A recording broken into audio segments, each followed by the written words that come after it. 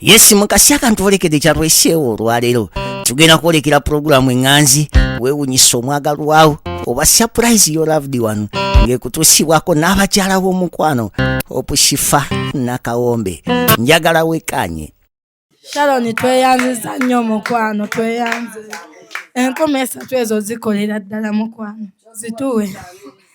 Tweyanziza nnyo, tweyanze. Naffe ttiimu papa tweyanziza, tweyanze. Lwaki weetega? Bagambye papa, bagambye Shadi. Ttiimu papa bannaye akyalinayo, naffe tukyetaaga. Ow'ettaano, ow'omutwalo. Ate nnyunyuse gwe wawuliddeko mamba siibula. Tosiibudde n'obeebaza abatuwadde. Nedda sinnasiibulako nti mbasiibudde. Naye nga ttiimu papa tukyaliwo. Tweyanziza, tweyanzeege. Batuweeyo omutwalo ogwo gwe batusinza. Ayinako 3. Ojja kiwulira.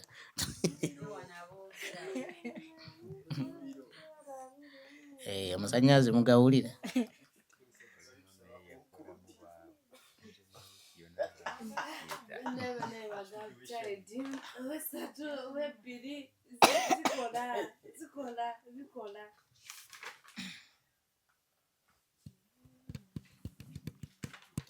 Bagakyadde ow'essatu, ow'Enkumi 2, ow'Olukumi zonna zikola n'Enkumi 5 zonna tuzisindike tugattegatte zijja vaamu essente ziwera. Atusuubiza 3 azituwadde.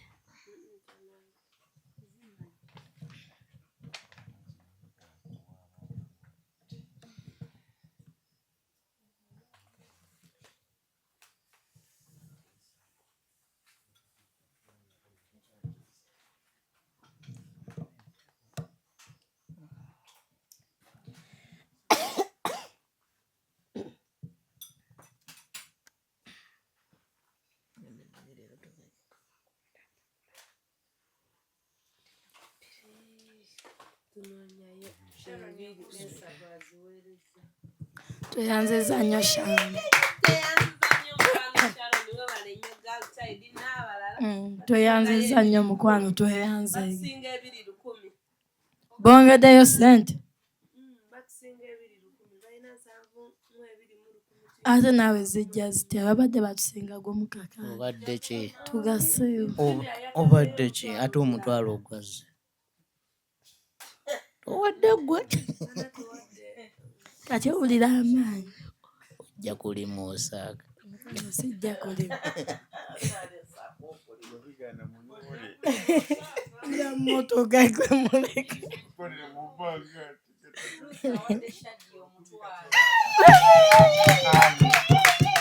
Tweyanziza nnyo Luuthi. Tweyanziza nnyo Luuthi, tweyanze. Tetujja kulima. Wanje? Lwaki nze ompa 10? Abange obudde owa 10. Nedda bambi. Nze wamma 10 balumpe nze ndugattewo. Nedda bambi tebalukuwa naawe. Nze balumpe. Kati ate gwe ssente oziguba nze nzeetaaga. Balumpe ndugattewo. Wabula. Pakuza kameza. Kuza kameza. Nazisadde. Nazitadde. Nina ziteekayo ku ttiimu yange.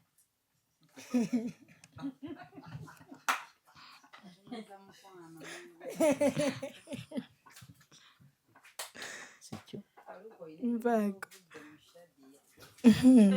Bannaye ssente zitwawudde.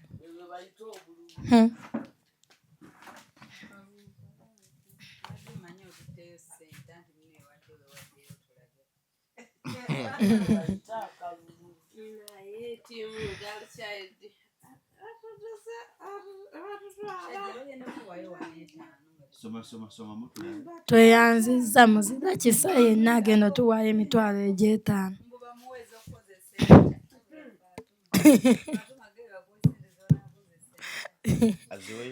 bangambye nga baziwadde eri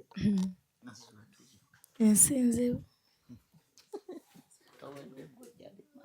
abantu si bange naye nga bamaba mikwano tiimu Shadia mwongere otuwagira mutuwagira akasuubuluzo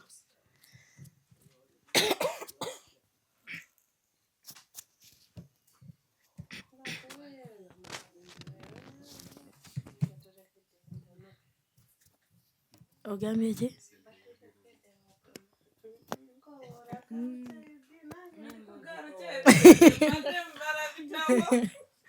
agikoowolera muli mu ssimu ye gakyagyagiyitira omwo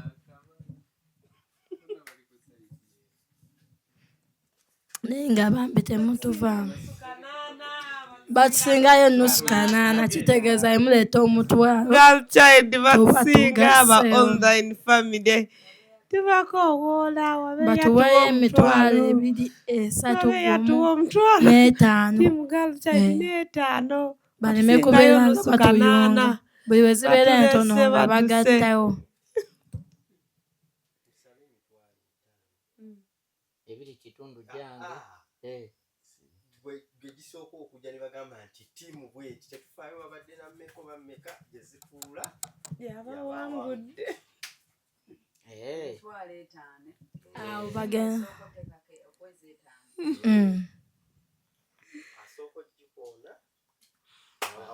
team online girl child tubakowoola olaanowa ebitabo yasitukiddemu batutwala batutwaza bannaaye mututaase bambi mututaase naye nga bannange bamikwano mutuweeko ku ssente bannange batuweeyo 5 batuweeyo emitwalo 5 bannange nga tweyanziza nammwe abatuwadde ku ssente naye batuweeyo 5 kati naye nga bamikwano mutuweeyo emitwalo 5 tiimu Shadi yaffe tuba tusooka ozigiweza emitwalo 5 si gwe azisabye naawe nze azisabye tiimu papa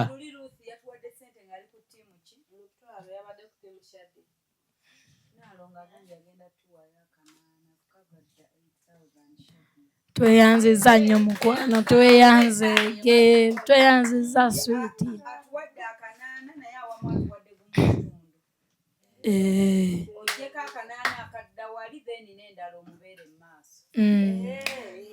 tweyanziza nnyo mukwano tweyanzege bankukulembeddemu ssente mmeka tiimu papa bannaaye bamukulembeddemu batuweeyo 3.5 tiimu papa batuweeyo emitwalo 5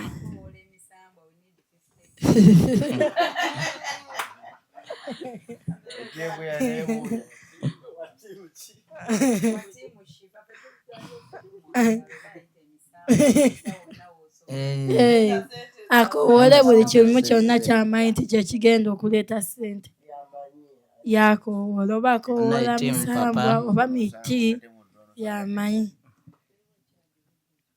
tiimu papa bannaaye twagalayo emitwalo 5 naye nga tiimu Shadia tunoonyayo 3.5 gyokka 5 tubeere nga tugimalayo kati kiri eriggu okubeera ku winning side oba losing side kale wamma ffe tetugoba ate era tetuteekamu kubalaata twagalayo emitwalo 5 nze just njogedde bwogezi buli omu alondeko side ye ffe tetubalaata twagalayo emitwalo 5 zokka zokka wamma tiimu Shadia tubulayo emitwalo 3.5 mbanyumiza kibanenge waliwo ekiriwo waliwo ddiiru waliwo akapya kati gw'osegguka kimugamba ali awo alagawa mutuuze mangu wansi awulire ekiriwo bannange bw'obanga walootako okubeera CEO nga walootako okubeera business owner nga walootako okwekozesa ng'olinamu akasenteko naye nga weebuuza nninza kukola ki yenasooka mbalage location bino byaba CEO oba abagala okubeera ba CEO oba abagala okubeera ba business owners oba ayagala okubaako waatudde musooke muleke nfulume emmotoka tosegguka tovaawo okay bannange kansooke mbalageko ekkubo lino wano Bulenga. Yeah, this is Bulenga nga wakalutandika olw'Ebulenga olwa Mityana Road ng'olutandise. Abamanyi wano bw'ova wali mu Kitoogo, bw'oba waakava mu Kitoogo wali eri nga waakava e Busega mu ttaawo n'otandika olw'Ebulenga waliwo Shero. Kati bw'otunula eno, this is Mityana Road. Bannange ekifo kiri busy. Bannange wali busy. Nga bwe nkulazaawo there is KFC, waliwo Stanbic, waliwo DFCU, waliwo bingi nnyo. Kaakati yes, ekifo kirina parking ennungi, wayonjo, waliwo security, waliwo buli kimu. Kati mujje mbatwale. So guys, abeetaaze bambi, abeetaaze bokka, just obusente butini nnyo nga you own a business of your own. Ate otuuka okola. Sedduuka lirina bakasitoma, lirina buli kimu. Naye omuntu abajja kwebuuza lwaki balivaamu. The owner ayina ebifo ebirala bingi by'amanaginga nga bw'okeera n'oteekawo ebiri biiga. Olw'okuba ekifo kimukoledde n'asobola okwongerako ebiri biiga n'otuuka n'ogamba kati kino kankijjewo. Era ng'abali awo ba CEO beebuuza ennamba ya owner eri ki? Ennamba ya owner omusanga ku +256 752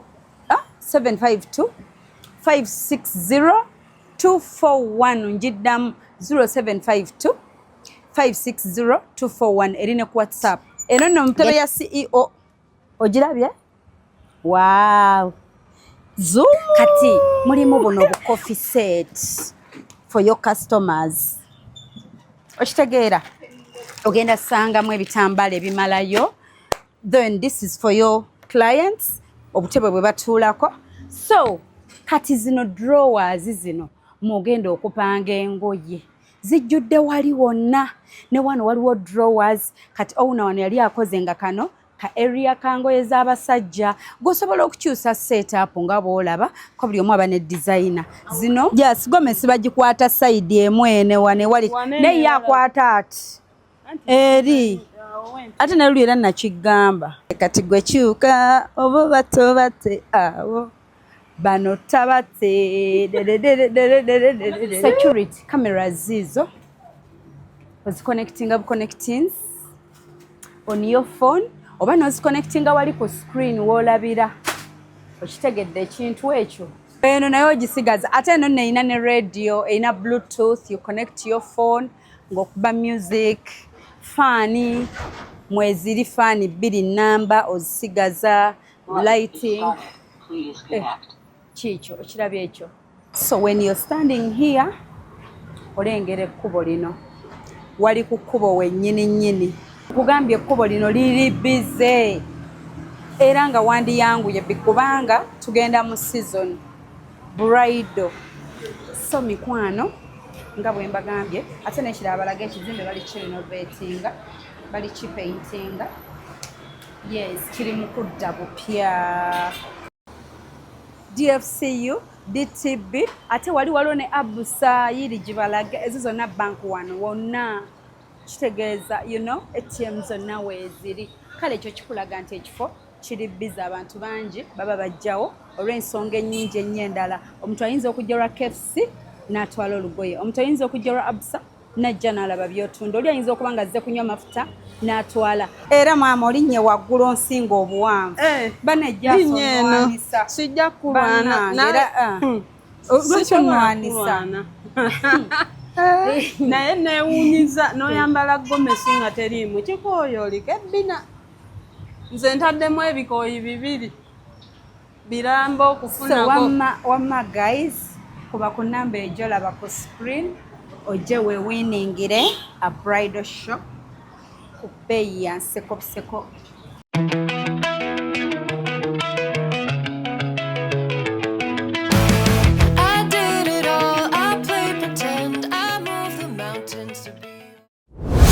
Wama Team Shadia tunoonya emitwalo 3.5 okuweza 5.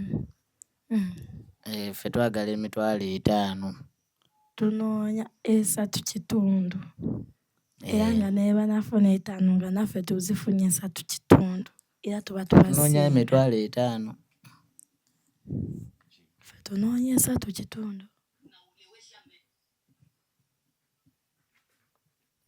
ayina 5 w'omutwalo osobola ogamba ntadde ku timu papa w'omutwalo w'ettaano mpola mpola tuzitemeeteme emitwalo 5 giggweeyo timu papa abantu nga 5 bakumuka timu papa 5 tuba tuyita omutwalo tuba tuyita timu Shadi yenoonya 3 kitundu.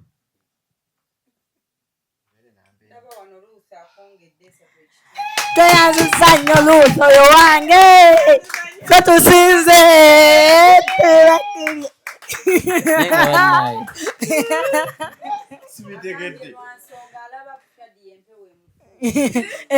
kituufu mukwano ate nga n'obulwadde ndi mulwadde wamma sweet. Tweyanziza nnyo tweyanzege Luuth. Nedda bambi gwenga obwedde ogatabula ayi obwedda naye agatabula.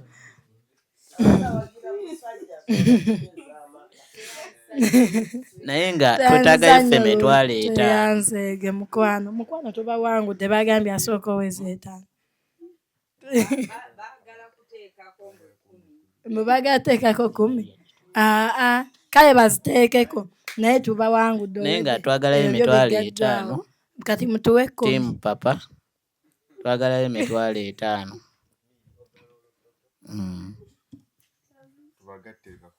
tubagatte twagalayo emitwalo 5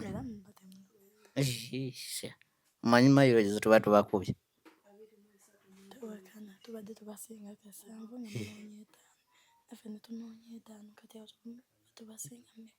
kaka naffe batuweeyo emitwalo 5 ojja kuwulira mayiro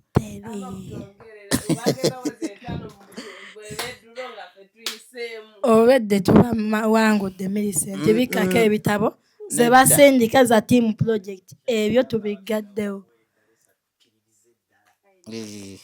naye nga ffe twagala emitwalo abagaga bange mbukubakkiriza nti mubisobola mumpeeyo emitwalo 3 mumpeeyo emitwalo 5 mumpeeyo emitwalo 5 bamikwano bakkirize nti muli b'amaanyi tasabeyimba mukwano nze sigenda kulemera kuzaaye nga sina njagalayo emitwalo 5 asooke nfune 5 ndyoke ebyo bizibu byo nze nange noonya 5 gyange naye nja kulinnya bamikwano ba Sweet ba Team Shadia ba Ruth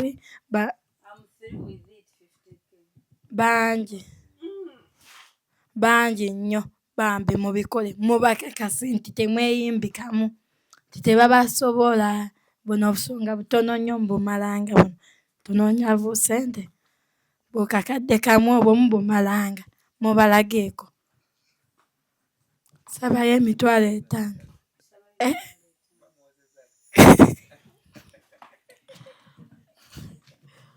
bwe muleka alimbi naye ffe twagalayo emitwalo 5 bannange tusabayo emitwalo 5 bamikwano gayo child bannaye tusabayo emitwalo 5 bannange nga batuwaddeko tweyanziza nnyo abakaga bange leero bawuliddewo tunula wali mu nsonda ensonda olina emu yokka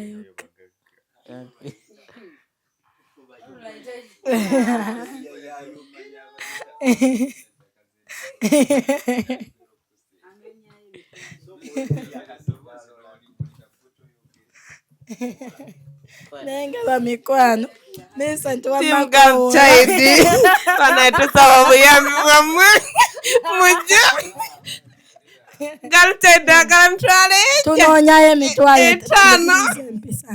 tunoonyayo emitwalo 5 tuve wano tumuleke abagaga baffe asigale walima okimanye badagala kuwa enkumbi osigale alikwagala nyini nnime mbunina okulima mbunja kulima saaga wama bamikwano mubikulu naye alime asigale yeerimira tusaba busabe ajja kulima weka tusaba mutuweeyo emitwalo 5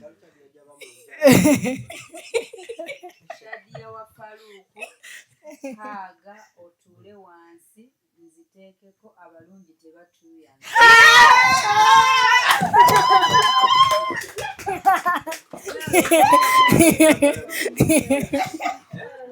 Tweyanziza nnyo mukwano, tweyanziza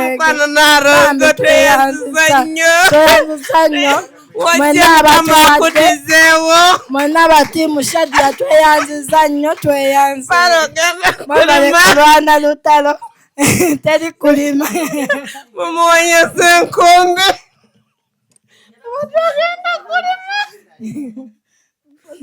Ononyayo meka papa soko tubuliriza ononyayo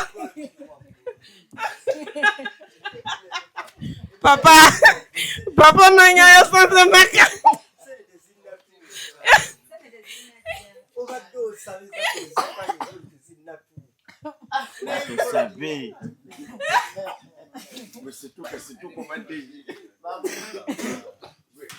Anenga bamekwano tuweta tusaba ayo bamekwano tusaba emitwalo 10 mama mukwano tusaba emitwalo 10 bambi muzira kisayi naye nange nterako emitwalo 10 tweyanziza nnyo mukwano agenda otuwa emitwalo 5 iye era kyovula nkyali waneno naye ng'agenda ziteekako mwesiga tayinza kunimba era agenda ziteekako. Linda ogenda ziyinza n'okuba zezizze. Linda ko kanjogere zizze twamaze dda. Twatagayo emitwalo 10 bannaye bamukwano papa timu papa timu papa twagalayo emitwalo 10 bamekwano tusabayo emitwalo 10 asamuzituwa eje emitwalo 10 naye nga ntuulamu nga naye azinoonya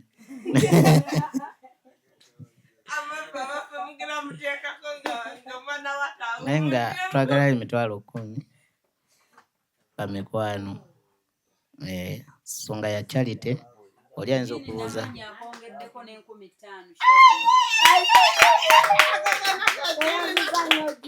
naye nga twagalayo emitwalo 10 ffe timu papa batuweyo emitwalo 10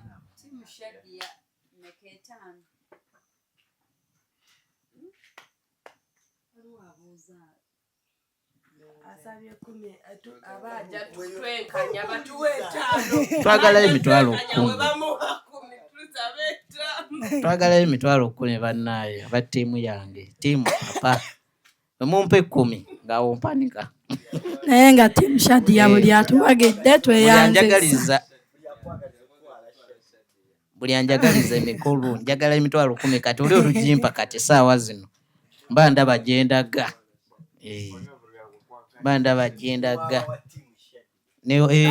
tiimu Shadia nedda wamma temubikola. Tiimu Shadia era zirina kugenda ku tiimu Shadia naffe tukyasonda bannaye buli anjagaliza muteeke ku tiimu Shadia neera njagenda nakyo tekigaana. Tweyanziza nnyo naye nga twetagayo emitwalo 10 twagalayo emitwalo 10 tiimu papa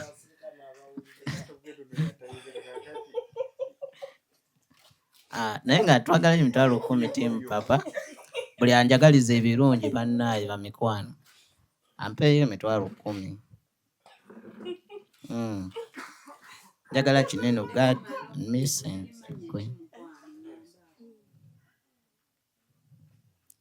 batuweyo emitwalo 10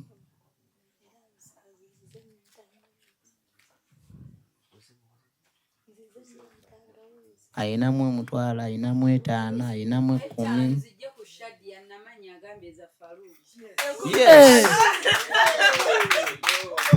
naye jini onvuddemu amangu ago mukwano amangu ago ddala kwata ku mbugalo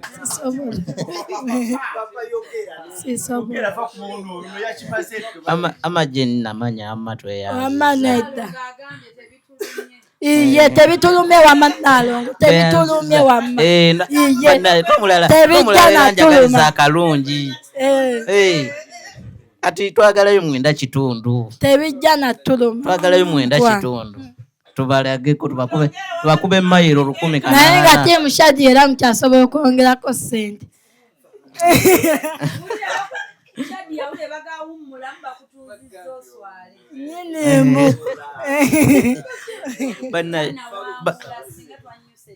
Banna njagalayo emitwalo 9.5. Njagalayo emitwalo 9.5 banna.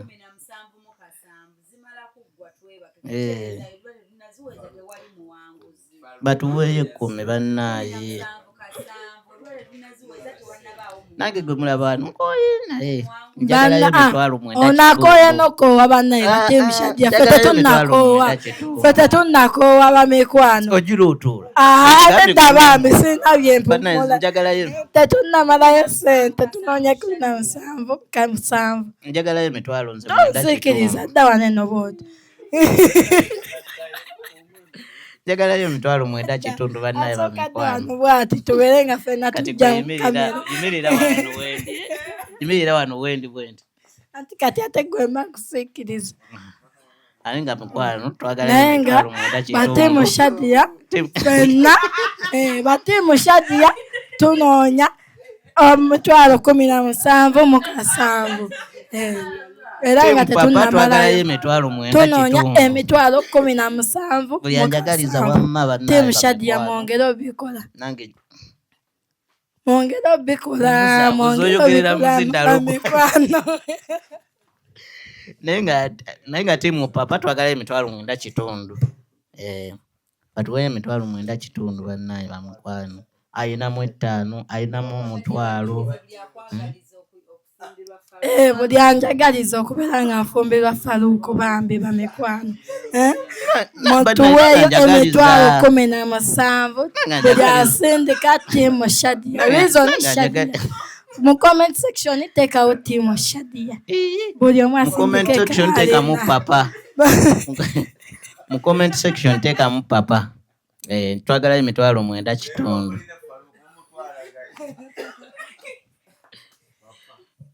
Naye nga tunoonya emitwalo 17,700. Mwongere obikola bamikwano. Bannaye mubimanyi bannaye.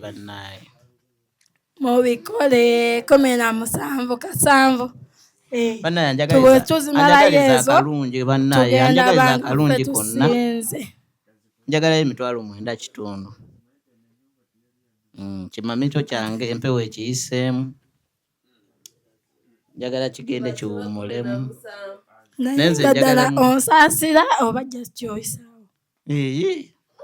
Nkusaasira. Bakuwe zoya nze njagala 9.5. Nze njagala 17,700.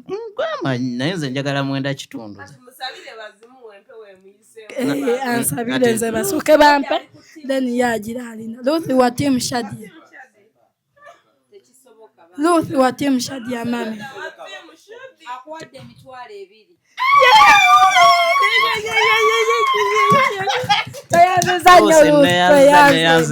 Toyanziza nnyo mukwano Ruth wa tiimu mi.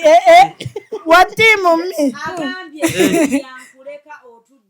Mazima mukwano weebale nnyo sweetheart. Naye nga tweyanze gena. Nange noonyayo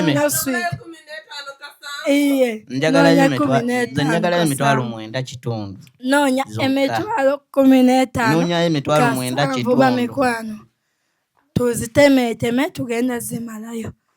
Buli omu 5, omutwalo, emitwalo 2, 5 gyonna n'owe 10 tukwaniriza. N'oba tuwa 15 lumu n'omulala natuwa 7 zonna tuzaaniriza. Neyanziza.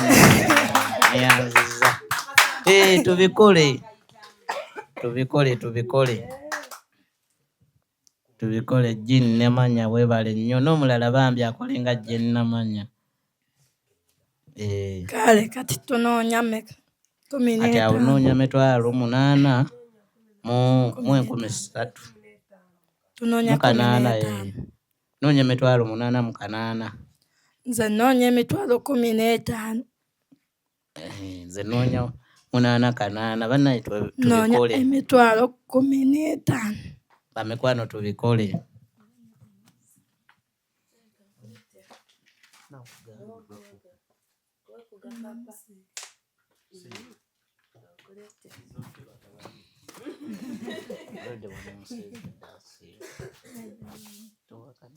Nenga noonyayo emitwalo 8,800. Noonya 15. Noonyamu 8,800 zokka. Noonya emitwalo 15. Nze noonya 8,800.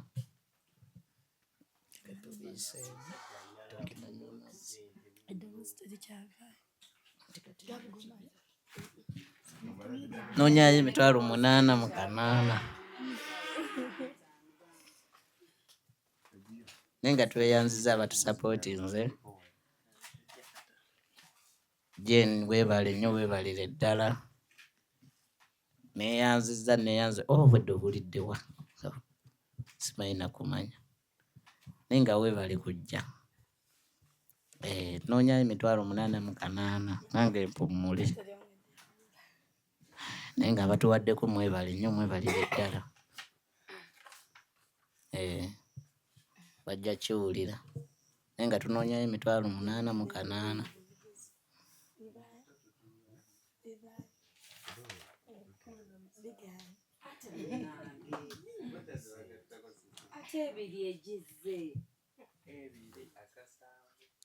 Ebiri gye basingise wano Ruth oba abadde Ruth. Tiba 15. Kale bamikwano tutemeteme 15. Tubeere nga tutuuka ku buwanguzi. Tetuwangudde tuba tukyanoonya yakakadde. Naye nga bamikwano ampaayo 8,800 naye mwebaza nti yeebale nnyo yeebalire ddala nze ke nnoonyaayo. Nze nnoonya emitwalo 15. Muzira kisa yenna ali eyo kusaba oteekeko konna koolina okateekeko ku ttiimu Ayinamu 5, ayinamu omutwalo. Emitwalo 15 tubeere nga tugigabana mpola mpola buli omu ne kaalina tubeere nga tuzimalamu. Abantu 10 buli omu mutwalo ate ne babeera batuwadde nga 2. Ebiri 15. Tukimaliriza. Oli ne wavaayo nagamba. Amikwana njagaliza.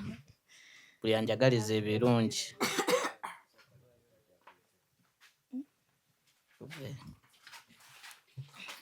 Nga tweyanziza abatusapooti nze.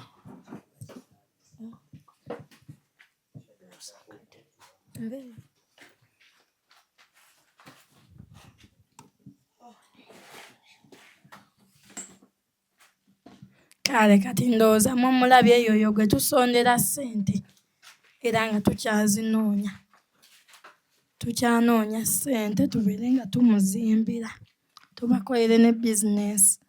So muzira kisa yenna ali okwo ng'atulaba tunoonyayo emitwalo 15. Osobola obutatuwa zonna naye n'otuwa 15 omutwalo 2 zonna zikola. Ow'5 ow'omunaana zonna zikola. Tubasaba mutuwagire.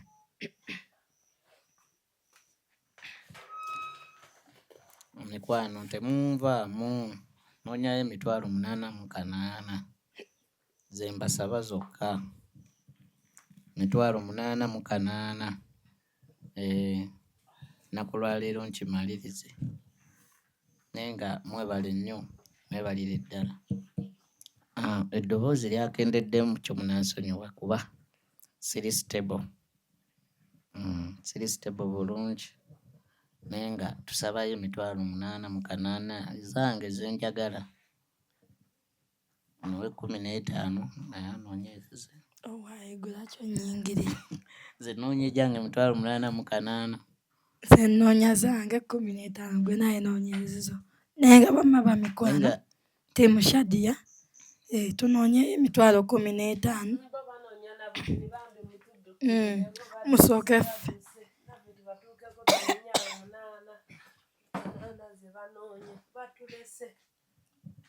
Nga bamikwano tunoonya emitwalo 880 zokka. Tweyanziza ateekako ateekeko 50,000 5,000 ow'omutwalo. Tusabayo emitwalo 15 baswiti. Tugende twebake. Tunaatandikirawo Sande ejja. Nga tetwayagadde ozimalayo naye ziganye.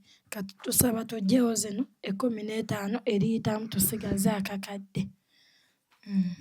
Ate ngira musobola obbikola. Ngira mu bijja erikwana ne tutuuka mu 15. Na wano musobola era oziggyawo. Tubasaba mwongere otuwagira temutukoowa. Mwe baffe ffe bammwe naffe tulina sabiriza mmwe tetuyinaayo balala. Tusaba mutudduukirire n'emitwalo egyo 15 tugende tuwummule. Nze noonyayo 880. Nze oli ne waŋŋamba nti nzikuwadde va mu ddiiro era ekkoona ndizingira wano. Ekkoona ndizingira wano.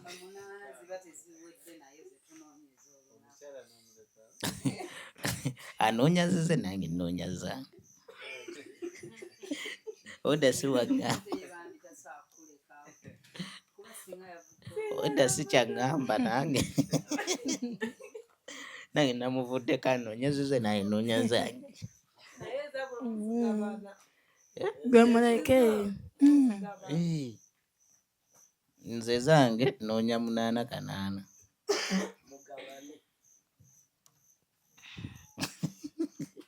Olemu. Naye nga bamikwano tunoonya 15. Nnoonyayo emitwalo 15. Tufuneyo muzira kisa atuwe 10 omulala tuweyo 5 niwe giba 5 abantu 3. Nazo ziba ziganye then tukole mutwalo abantu 15. Abantu 3 tuba tukole 5,5.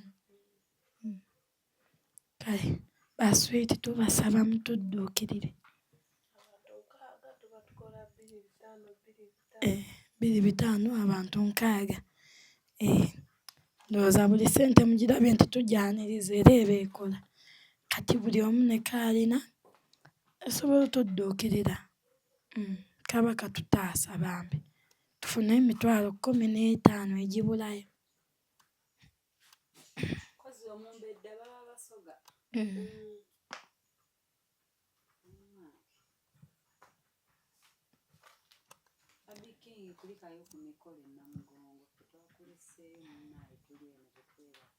Ajje tuli eno omukyali tetutudde atuweeyo. Iye.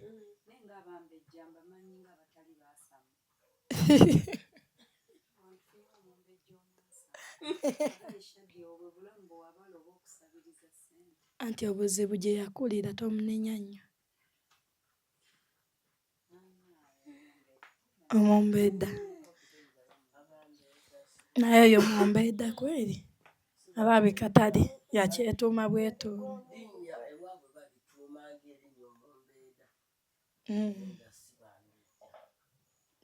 Wammeera. Baakola ensobi ne bamuwa erinnya eritali. Tweyanziza nnyo mukwano. Tweyanziza nnyo Farida, tweyanzege switi. Neyanziza mukwano, weebale nnyo, weebalire ddala. N'abalala noonyayo emitwalo 10. N'abalala bambi mukole bwe mutyo. Mukole bwe mutyo baswiti. 5,5 mutwalo. Tuzimaleyo. Neyanziza nnyo Farida neyanzeege. Banaye noonya emitwalo 10.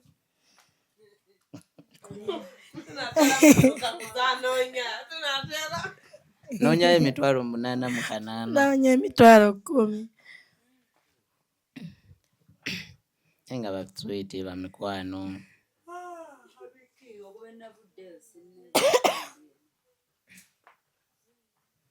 Kale bamikwano.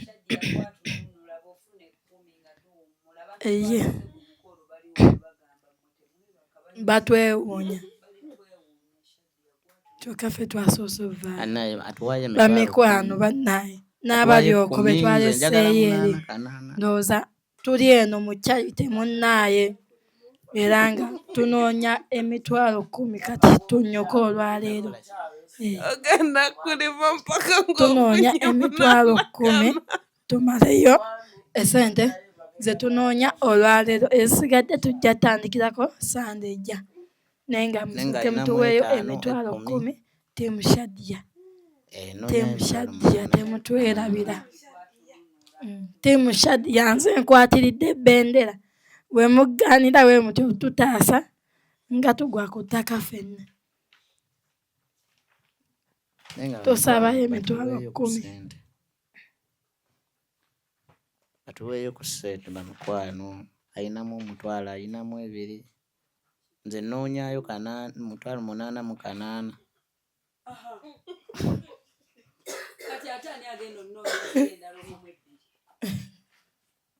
Anoonyeeyo 10.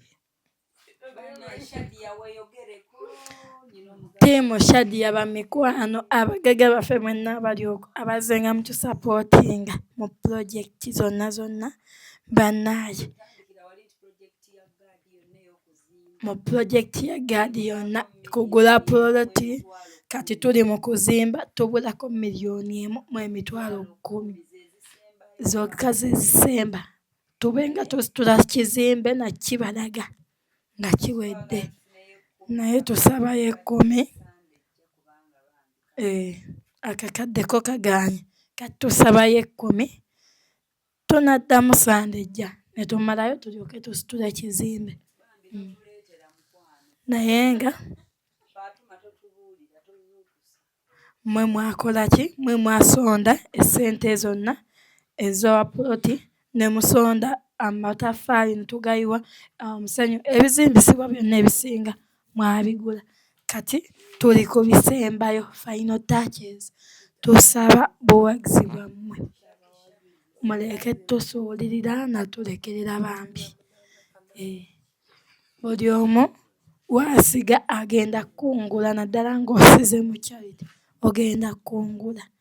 Tusaba yo emitwalo 10 tunnyoke, emitwalo 10 gyokka nti 1, 2, 3, 5, 10 gye tusaba bamikwano, ow'ettaano, ow'ettaano, ow'omutwalo, ow'ebiri zonna zitemaatema emitwalo 10 naye nga osindise tiimu Shadya.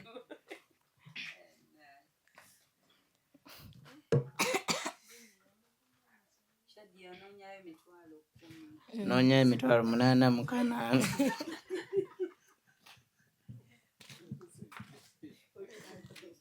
Noonya emitwalo 88. tamugobye mu ttiimu ne fayini twagiganye wabakoma Ne fayini ye tetujagala ne waba tuwa zisigaddeyo okumanya twamukooye Ajja seeyegalirira. naye nga tusabayo emitwalo 10. Tusabayo emitwalo 10 ba ttiimu Shadya tugalewo olwaleero bannaaye. Ndowooza mundaba n'amaloboozi gafudde bambi mutuyambe mutujune. Emitwalo 10 gyokka gye gibulayo gyokka bwe giti tugitemeeteme. Atuwaddeyo omutwalo, Tubeegayiridde. atuwaddeyo 5, atuwaddeyo 88. Tuzaaniriza. Tubeegayiridde noonya emitwalo 10.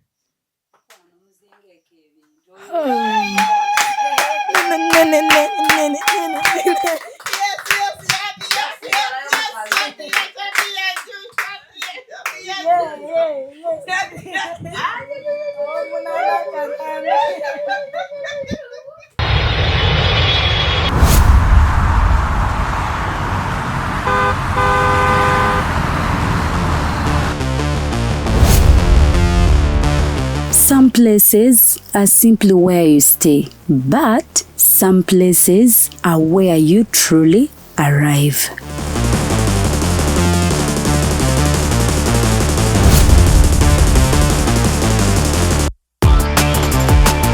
a space designed for comfort, where every detail welcomes you.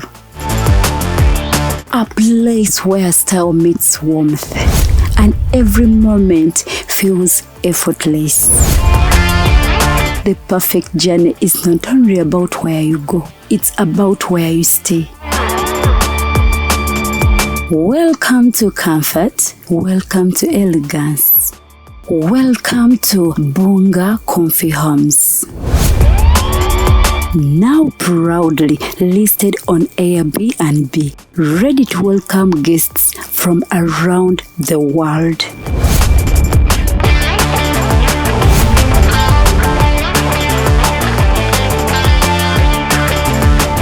For reservations and inquiries, contact us on +256 772 461 976 or +256 701 260 881 or +16 175 952 751. Bunga Comfy Homes. Your home away from home. Book your stay today.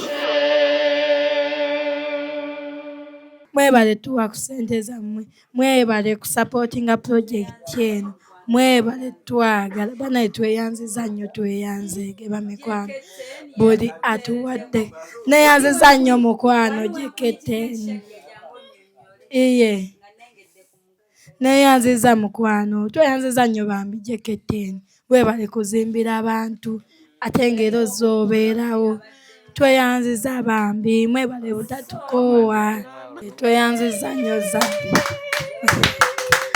naye nga bambi buli atuwagidde tweyanziza buli abaddeko mu charity ya leero tweyanziza nnyo tweyanzeege tuyinza obutasobola basoma mannya mwenna naye nga tusiima Nasingamuwulira balukukyate.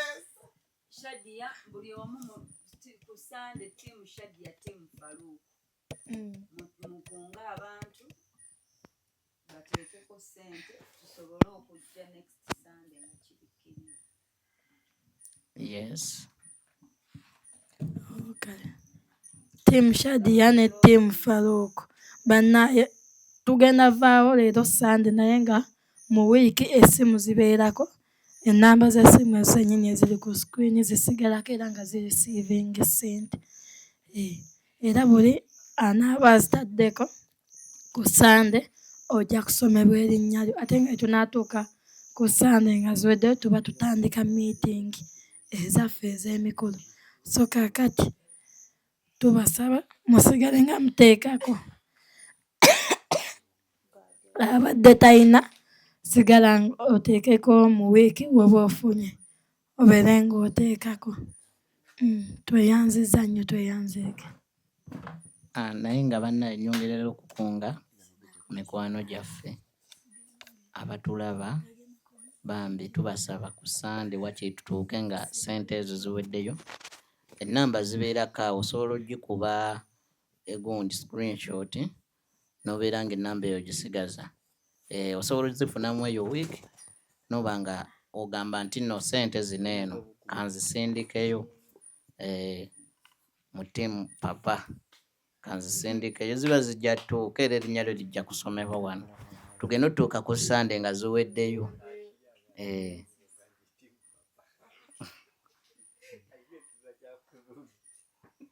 nzono tali ku saidi yange niwana tunuulira nkimanyi naye nga bamikwano tukole bwe tutyo yes abatwagaliza ebirungi ne mukyala wange ono tusondere gaadi tumale nti nno ekikye tutijjeeko engalo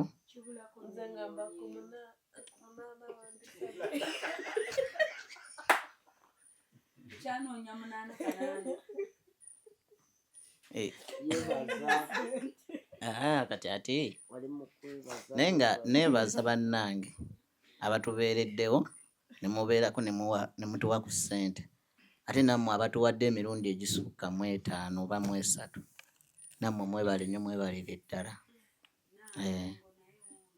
wiiki ejja tunoonyayo akakadde kamu bwe kati gadi naye tubeere nga tumaze ennyumba ye, tujja kuba tugimaliriza.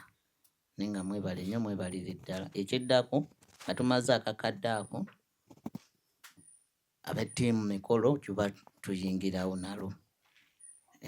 Era abanaatukwasizaako mbadde mbasaba ku Sande ejja tukwasaganyizeeko gaadi. Tweyanziza nnyo, tweyanzeeko.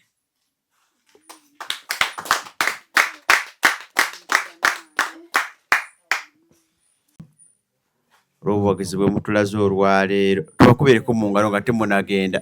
Aloyo tubakubireko abantu bano banange tweyanziza nnyo ddala, baganda baffe, batata bamaama bonna, bannyinaze, banange tubeebaza nnyo ddala.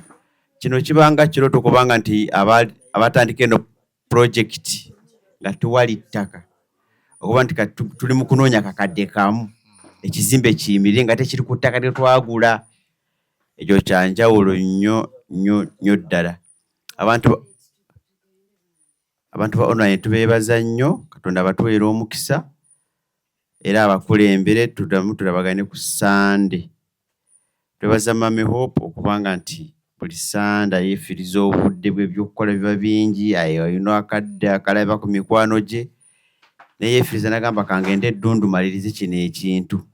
Temanyi kye kitegeeza, yo tasiki y'amaanyi nnyo ddala. Mami tukwebaza nnyo ddala olw'okubanga nti wagamba kino nyina kimaliriza, kyajja. Tukubireko Mami mu ngalo olw'ebyo byonna byatukoledde, olw'obudde bwe bannange. Tukwebaza nnyo ddala. Yakwebaza brother Ibrahim, kwebaza nnyo nase kwebaza yono byonna by'otaddemu ssente n'obudde bwo, kintu kyanjawulo nnyo. Singa nawe oli mu bintu bye eby'enjawulo kati by'olimu, bizinesi nnyingi z'osobola okukola kati, naye nga munnange ogamba kangende Eddundu kino nakyeyama. So tukwebaza nnyo olw'omutima ogwo. Njaga kwebaza abantu b'Eddundu, mwebale kubeerawo, muli baakabi nnyo. Katonda banjagalire, abasasule bye musinga okwagalamu ekyo kye mukola. Team Shifa, Jazz and Junior, mwebale nnyo bannange okulaba nti mukubirire kintu kino isha awate obamanyi. So Jazz akuma kumalala n'akubamu omuliro n'alaba nti ekintu kivuddeyo, n'akyusa ttiimu n'addamu eno bwadde eno n'abanga sente teziganye addamu zino, okitegeera. So oyo Kamiliyoni naawe. So brother Junior n'akikuba n'adde eno nambaza ate yakomyawo Jazz nti project etambula. So ate waliwo ono Mukyala Papa, kuva ssaawa mmeka ng'ayimiridde Zedex mwe ey'okutambula. So kale Mukyala Papa ne Papa mwebale nnyo, kyolwaleero mukikubye bulungi. Tusigaze akakadde kamu, esa abawa omukisa. Mwebale nnyo, mwebalire ddala. Obadde oli mu kulaba, weewunyisa omwagalwawo oba surprise your loved one. Nina abagerekawo omukwano Hope Shifa Nakawombe. Tusisinkane nate.